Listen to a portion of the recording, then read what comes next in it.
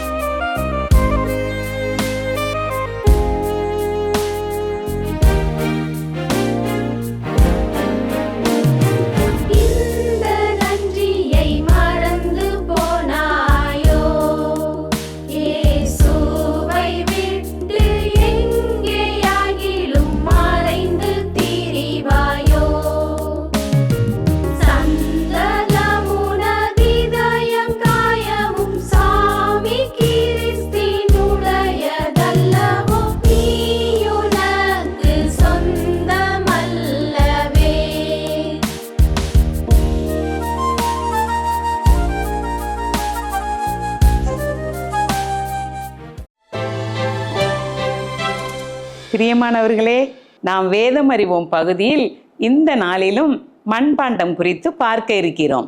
நம் முன்னோர்கள் காலத்திலிருந்தே மண்பாண்டங்கள் பயன்பாட்டில் இருந்து வருகிறது. அவங்க மண்பாண்டங்களில்தான் பாரம்பரியமாக சமைச்சு வந்தாங்க. இன்றும் கூட பலரது வீடுகளில் ஒரு சில உணவு வகைகளை சமைக்க மண்பாண்டங்களை பயன்படுத்துவது உண்டு. மண்பாண்டங்களில் சமைக்கப்படும் உணவானது அதிக சுவையுடன் இருக்கும் என்பது எல்லோருக்கும் தெரிந்த ஒன்றுதான். இயற்கையாக கிடைக்கும் களிமண்ணில் இருந்து செய்யப்படுவதால் அதன் இயற்கை தன்மை மாறாமல் இருக்கும். மிக நுண்ணிய துளைகளை கொண்டுள்ள இந்த மண்பாண்டத்தில் சமைக்கும் உணவானது சூடு மற்றும் ஈரப்பதம் இரண்டையுமே சமமாக பரவச் செய்யும். நீண்ட நேரம் வெப்பத்தை தக்க வைத்து கொள்ளும் தன்மை இந்த மண்பாண்டங்களுக்கு இருப்பதால் உணவு சூடாகவே இருக்கும். அவ்வளவு சீக்கிரம் கெட்டு போகாது. உணவின் ஊட்டச்சத்துக்கள் வீணாகாமல் நிறைந்து பாதுகாக்கப்படுகின்றன. மேலும் அதில் சேமிக்கப்படும் நீரை பயன்படுத்துவதால் ஜீரண உறுப்புகள் சிறப்பாக செயல்படுகிறது. மேலும் வெயில் தாக்கத்தினால் வரும் சன்ஸ்ட்ரோக்கிலிருந்து நம்மை பாதுகாக்கிறது. மேலும் தொண்டையில் நோய் தொற்று உள்ளவர்கள் இதனை பருகுவதால் தொற்று நீங்கி குணமடைவர். மேலும் இதில் சமைச்சு சாப்பிட்டா இதய நோய்க்கான அறிகுறிகள் குறையும், வாயு தொல்லைகள் நீங்கும். இப்படியே சொல்லிட்டு போகலாம் இதோட பயனை. இப்போது வேதாகமத்திலிருந்து பார்த்தோம் என்றால் லேவியராகமம் 6:28 அது சமைக்கப்பட்ட மண்பாண்டம் உடைக்கப்பட வேண்டும். செப்பு பானையில் சமைக்கப்பட்டதானால் அது விளக்கப்பட்டு தண்ணீரில் கழுவப்பட வேண்டும் என்று படிக்கிறோம். அதாவது பலியானது சமைக்கப்பட்ட பின்பு அது சமைக்கப்பட்ட பாத்திரம் மண்பாண்டமாக இருந்தால் அது உடைக்கப்பட வேண்டும் என்று தேவன் கட்டளையிட்டார். அதற்கு காரணம் என்னன்னா, சமையலில் மண்பாண்டங்களை கையாளும் போது சிறு விரிசல்கள் ஏற்பட வாய்ப்புண்டு. அந்த விரிசல்களில் கண்ணுக்கு தெரியாத கிருமிகள் அடைக்கலமாகி பெருகி நோய்களை ஏற்படுத்தும். அந்த மண்பாண்டங்களை கழுவினாலும் கிருமிகள் விரிசலில் தங்கிவிடும். எனவேதான் தேவன் அதை உடைத்து போட கட்டளையிட்டார். அதே வேளையில் செப்பு பானையில் எளிதில் விரிசல் ஏற்படாது. அதை கழுவும் போது நோய் கிருமிகள் அழிந்துவிடும். எனவே தேவன் அதை கழுவி மறுபடியும் பயன்படுத்த கட்டளையிட்டார். விரிசலான பாத்திரங்களை பயன்படுத்துவது உடல் நலனுக்கு கேடு விளைவிக்கும் என்ற மருத்துவ முறையை நமக்கு இங்கு கட்டளையிட்டிருக்கிறார்.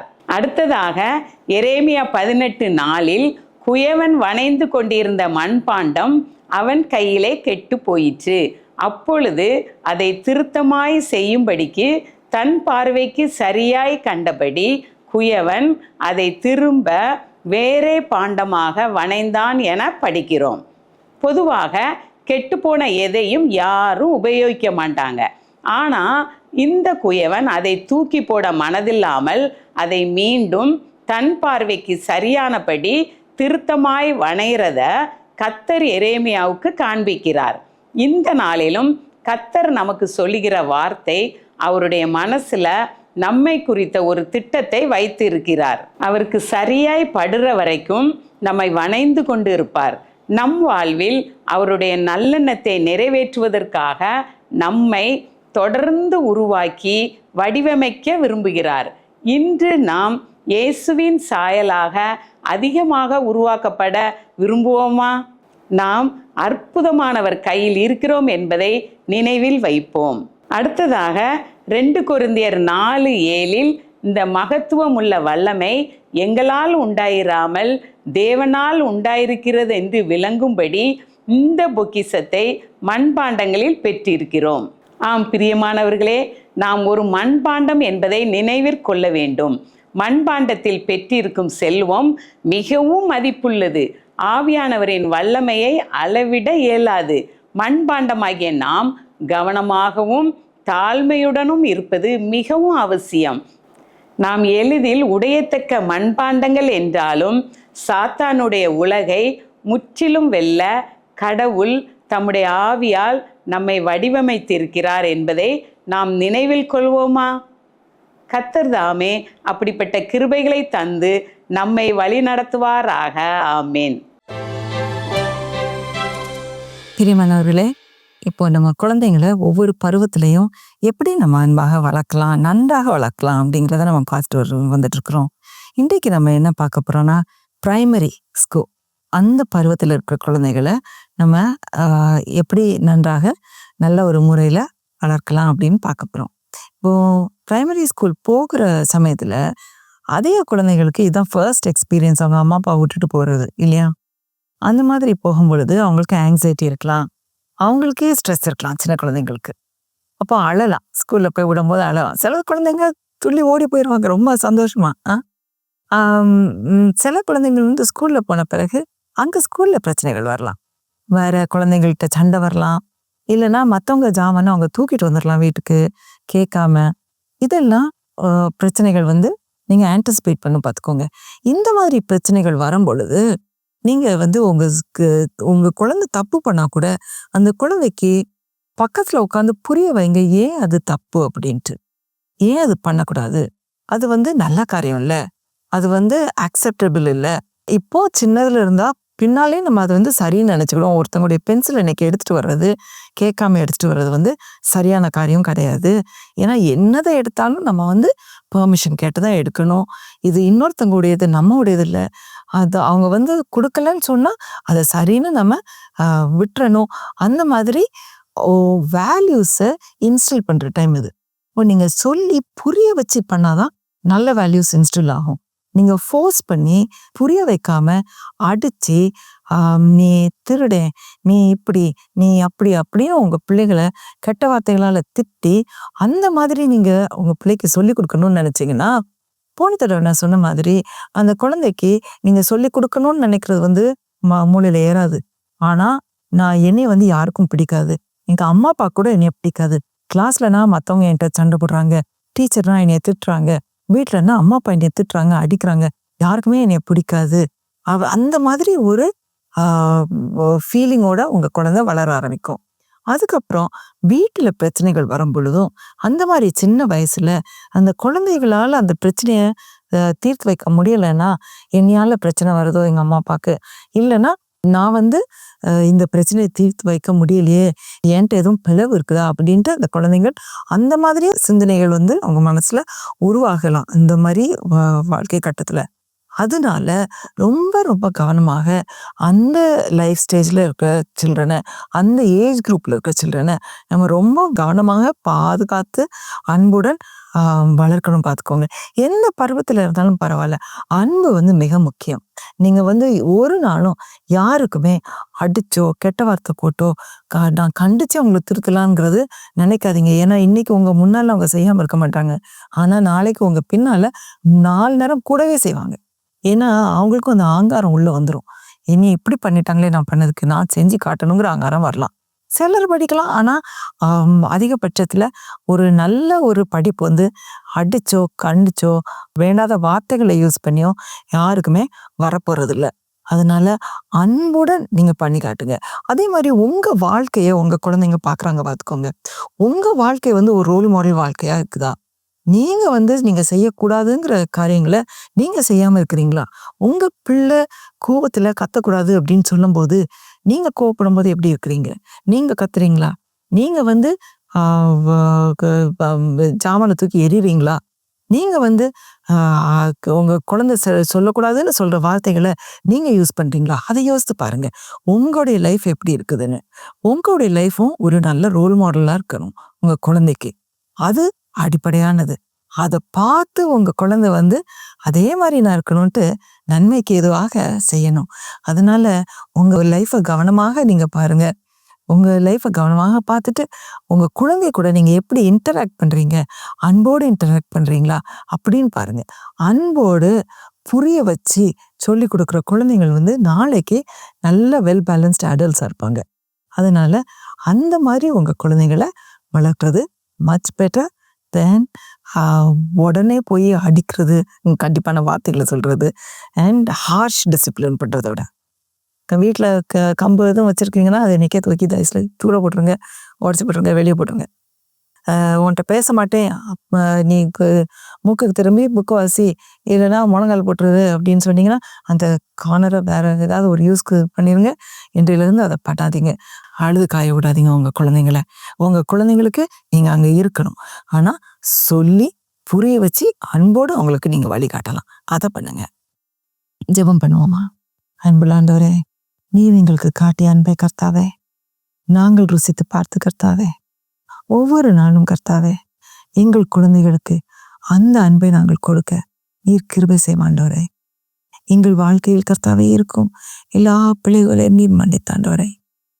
நீர் எங்களை பக்குவப்படுத்தி கர்த்தாவே எங்கள் பிள்ளைகளை நாங்கள் நன்மைக்கு எதுவாக உம்முடைய வழியிலே கர்த்தாவே நாங்கள் வளர்க்க எங்கள் வாழ்க்கையின் மூலம் கர்த்தாவே அவர்கள் நல்லான வழிகளை படிக்க கர்த்தாவே எங்கள் வாழ்க்கையின் கர்த்தாவே இயேசுவை காண நீர் கிருபை செய்யும் ஆண்டவரே. ஒவ்வொரு நாளும் நாங்கள் இயேசுவை கண்டு அதே விஷயம் எங்களுடைய குழந்தைகளுக்கு நாங்கள் இம்பார்ட் பண்ண நீர் கிருபை செய்யும் ஆண்டவரே. எங்களோடு கூட வாரும், இன்றைய தினத்தில் எங்களோடு கூட வாரும், ஒவ்வொரு நாளும் எங்களோடு கூட வாரும். எங்களை கைப்பிடித்து நிறுத்தாம நீ தாழ்த்தும். இயேசுவின் மூலம் ஜெபம் கேளும் ஜீவனுள்ள பிதாவே, ஆமென்.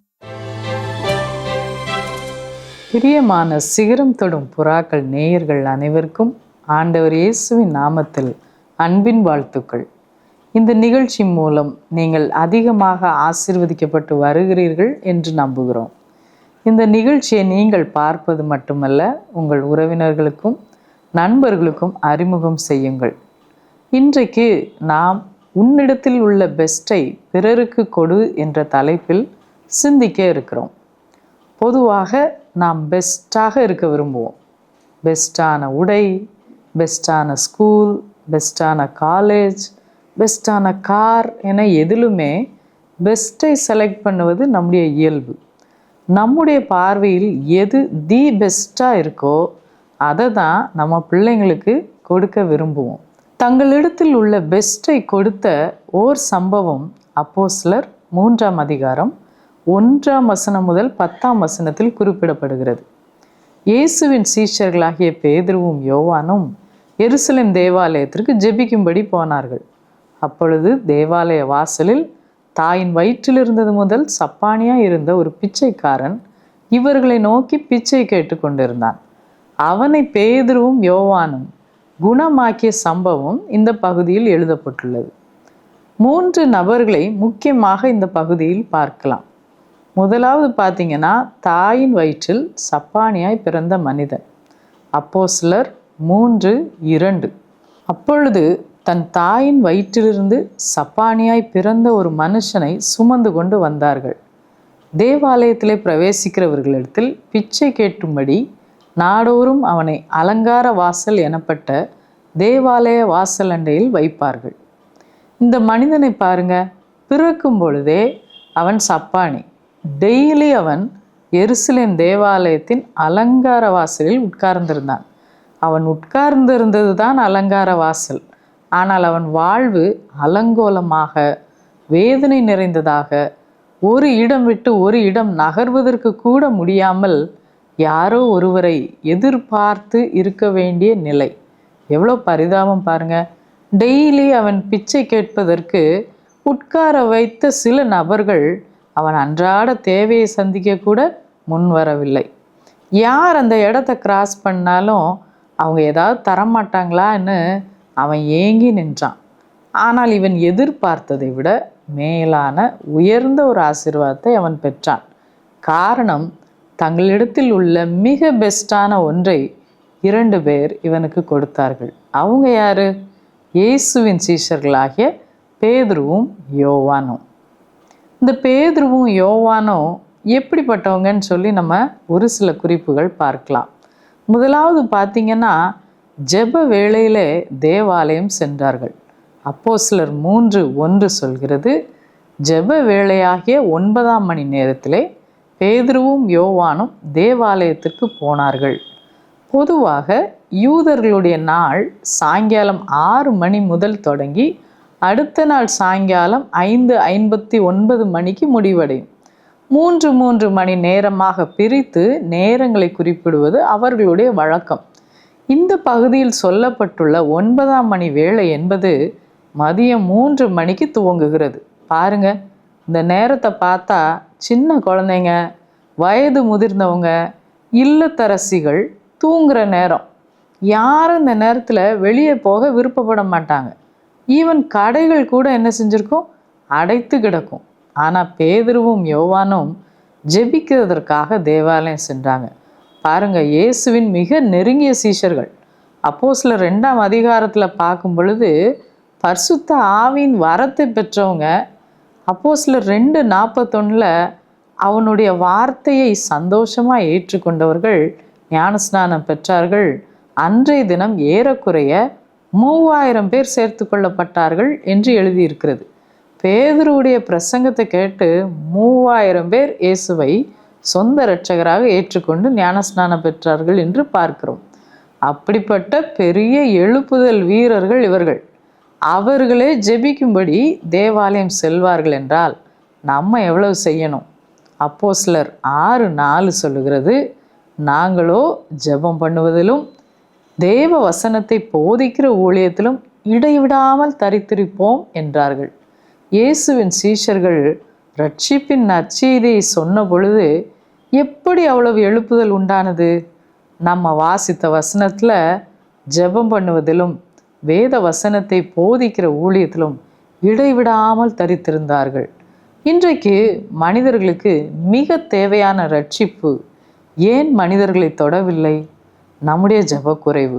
பிரியமானவர்களே, நம்முடைய திருச்சபைகளில், இல்லங்களில், நம்முடைய தேசத்திற்காக ஜெபிப்போம்.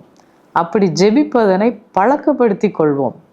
2வது, இந்த பேதுருவும் யோவானையும் நம்ம பார்க்கும்போது தனி மனிதனின் தேவையை நோக்கி பார்த்தார்கள்.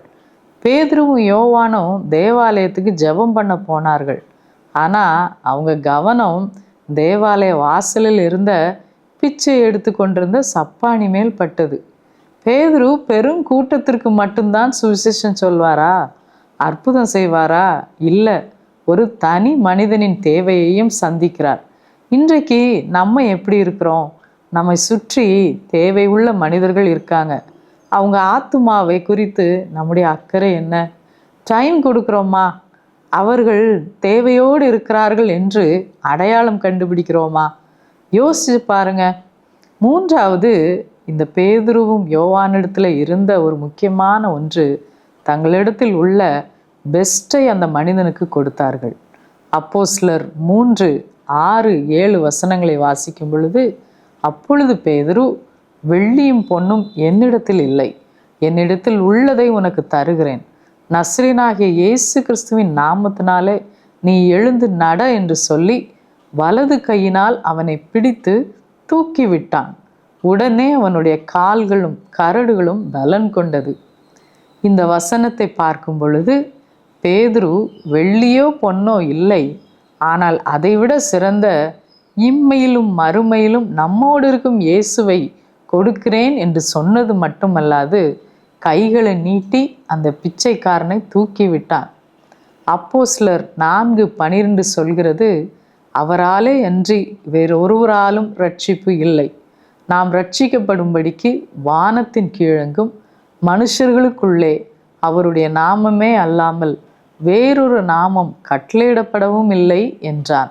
இந்த உலகத்தில் நம்மிடத்தில் இயேசு இருந்தால் கட்டாயமாக மற்றவர்களுக்கு இயேசுவை கொடுக்க வேண்டும். இயேசுவின் நாமமே பெரிய நாமம். இயேசுவின் நாமமே ரட்சிப்பின் வழி. பேதுரு இயேசுவை கொடுத்ததினாலே அந்த சப்பானிக்கு நடந்ததை அப்போஸ்தலர் 3:8 வாசிக்கிறோம். இந்த சப்பானிக்கு என்ன நடந்ததுன்னு பார்ப்போமா? அப்போஸ்தலர் 3:8, அவன் குதித்தெழுந்து நின்று நடந்தான். நடந்து குதித்து தேவனை துதித்து கொண்டு அவர்களுடனே கூட தேவாலயத்திற்குள் பிரவேசித்தான். இதில் பார்க்கும் பொழுது, அவன் குதித்து எழுந்து நின்று நடந்து தேவாலயத்திற்குள் தேவனை துதித்து கொண்டு நடந்து போனான் என்று பார்க்கிறோம். இயேசு பேதுரு யோவான் மூலமாய் மகா பெரிய அற்புதம் செய்ததினால் அந்த மனிதன் சுகம் பெற்று தேவனை துதித்து தேவாலயத்திற்குள் சென்றான். இன்றைக்கு நிறைய பேர் இயேசுவின் நாமத்தினால சுகம் பெற்றிருக்கிறாங்க. ஆனால் எல்லாரும் இந்த சப்பானி மாதிரி இயேசுவிடம் வரவில்லை. நம்மளை நாம் ஆராய்ந்து பார்ப்போம். இயேசுவிடம் வெறும் அற்புதம் பெற்றுவிட்டு போயிடுறோமா? அல்லது நன்றியுள்ள இருதயத்தோடு இயேசுவை பின்பற்றுகிறோமா? பிரியமானவர்களே, நீங்கள் உங்களுடைய பெஸ்ட்டான இயேசுவை கொடுக்கும் பொழுது அநேகர் பயன்பெறுவார்கள். அப்படிப்பட்ட ஆசீர்வாதத்தின் கருவிகளாக ஆண்டவர் உங்களை ஆசீர்வதிப்பாராக. நாம் ஜெபிப்போம். எங்களை அதிகமாய் நேசிக்கிற அன்பின் பரலோக பிதாவே, இந்த வார்த்தைகளை கேட்டுக்கொண்டிருக்கிற ஒவ்வொரு சகோதர சகோதரிகளுக்காக நாங்கள் ஸ்தோத்திரிக்கிறோம், துதிக்கிறோம். ஆண்டவரே, எங்களிடத்தில் இயேசு இருக்கும் பொழுது இயேசுவை பிறருக்கு கொடுக்கக்கூடிய கடமையையும் எங்களுக்கு கொடுத்திருக்கிறீர் கர்த்தாவே. நாங்கள் அவ்வாறு கொடுக்கும் பொழுது அநேகர் சுகம் பெற முடியும், உம்மை ஏற்றுக்கொள்ள முடியும், நித்திய ராஜ்யத்திற்குள் அவர்கள் கடந்து வர முடியும் கர்த்தாவே. அந்த காரியத்தை நாங்கள் ஒவ்வொரு நாளும் செய்வதற்கு எங்களுக்கு பலன் தாரும். ஆண்டவரே, இந்திய தேசம் முழுவதிலும் இப்படிப்பட்ட சுவிசேஷத்தை தீபமாக கொண்டு செல்கிற எங்களுடைய அன்பு ஊழியர்கள் ஒவ்வொருவரையும் ஆசீர்வதித்து தாரும். அவர்கள் செய்கிற சுவிசேஷ பணி மூலம் ஒரு கூட்டம் ஆத்துமாக்கள் கர்த்தாதி கர்த்தரை சொந்த இரட்சகராக ஏற்றுக்கொள்ள கிருபை தாரும். எங்களுடைய அருகாமையில் உள்ளவர்கள், எங்களை சுற்றி இருக்கிறவர்கள் எப்படிப்பட்ட தேவையோடு இருக்கிறார்கள் என்ற ஆண்டவரே சிந்தையை ஒவ்வொரு நாளும் எங்களுக்கு தாரும். அவர்களுக்கு உதவக்கூடிய பாக்கியத்தை தாரும். இயேசுவின் மூலம் வேண்டிக் கொள்கிறோம் பிதாவே, ஆமேன். விஸ்வவாணி என்பது இந்தியாவில் அறியப்படாத இடங்களில் நற்செய்தியை அறிவித்து தாழ்ந்து கிடக்கும் சமுதாய மக்கள் சமுதாயத்தில் உயர்ந்த நிலையை அடைவதற்கான அனைத்து கட்டமைப்புகளையும் ஏற்படுத்தி தரும் ஓர் மக்கள் இயக்கம். குடி, விபச்சாரம் என மனிதர்களை அழித்தொழிக்கும் பாவங்களிலிருந்து அவர்கள் நிலையான விடுதலையை பெற்றுக்கொள்வதற்கான வழிமுறைகளை அறிவித்து, கல்வி அறிவு புகட்டி, கைத்தொழில்களை கற்பித்து, சமுதாயத்தின் சக மனிதர்களைப் போல அவர்களும் தலை நிமிர்ந்து வாழ வழி செய்யும் ஓர் அன்பின் ஐக்கியம். ஒரு கிராமத்தை பொறுப்படுத்து மாதந்தோறும் 4000 ரூபாய் அன்பின் ஈகையாக கொடுப்பதின் மூலம் ஓர் சமுதாயம் நம் கண்முன்னே மலர்வதை நீங்கள் பார்க்க முடியும். அவர்கள் ஆராதிக்கவும் தங்கள் சமுதாய மறுமலர்ச்சிக்கான திட்டங்களை தீட்டவும் ஓர் ஆராதனை கூடத்தை ஏற்படுத்தி தருவதற்கு எங்களை நீங்கள் தொடர்பு கொள்ளலாம். சிறுவர்களுக்கான கல்வி செலவை ஒவ்வொரு மாதமும் ரூபாய் 1500 கொடுப்பதின் மூலம் பொறுப்பெடுக்கலாம். இந்திய தேசத்தின் வலிமையான கிராமங்களை உருவாக்க, அடிமைத்தனங்கள் இல்லாத சமுதாயத்தை கட்டமைக்க அன்பின் இதயங்களாக நாம் ஒன்று சேர்ந்து உழைப்போம். ஆண்டவர் உங்களை ஆசீர்வதிக்கட்டும். கூடுதல் தகவல்களுக்கும் அன்பின் தொடர்புகளுக்கும் நீங்கள் தொடர்பு கொள்ள வேண்டிய தொலைபேசி எண்கள் திரையில் காண்பிக்கப்படுகின்றன. உங்கள் அன்பின் ஈகைகளை ஆன்லைன் பரிவர்த்தனை மூலம் செலுத்த வங்கி கணக்கு எண்களும் கீழே தரப்படுகின்றன.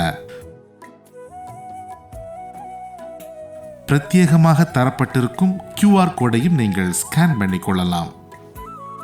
உங்கள் ஜெபங்களாலும் ஈகைகளாலும் இந்தியாவை ஆசீர்வதிக்கும் உங்களை ஆண்டவர் அளவில்லாமல் ஆசீர்வதிப்பாராக.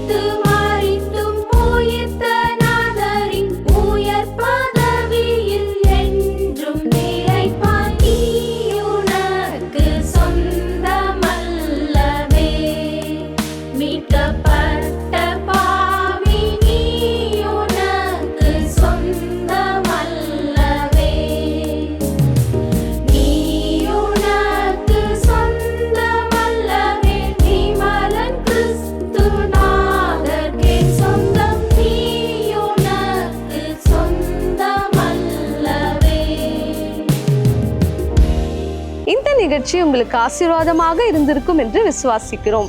நீங்கள் பெற்ற ஆசீர்வாதங்களையும் உங்கள் ஜெப தேவைகளையும் திரையில் காணும் எண்கள் மூலம் எங்களுக்கு தெரியப்படுத்துங்கள். வாட்ஸ்அப் மூலமாகவும் தெரியப்படுத்தலாம். ஆண்டவர் தாமே உங்களை ஆசீர்வதிப்பாராக.